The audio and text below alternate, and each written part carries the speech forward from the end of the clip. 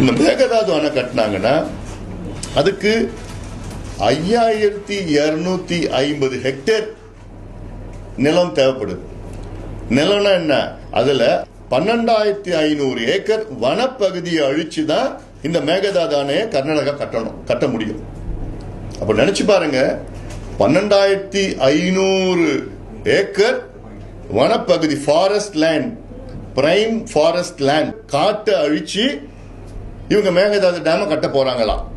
திரு ராகுல் காந்தி அவர்கள் அந்தமான் நிக்கோபார் அந்த தீவுல கிரேட் நிக்கோபார் ப்ராஜெக்ட் எதிர்த்தார். ஏன்னா அவர் சொன்ன காரணம் சுற்றுச்சூழல் பாதிக்கும், என்விரான்மெண்ட் பாதிக்கும், பெரிய பெரிய காடுகள்லாம் அழிக்கப்படும் அப்படின்னு சொல்லி காரணத்தை சொல்லி தான் ராகுல் காந்தி அதை எதிர்த்தார்.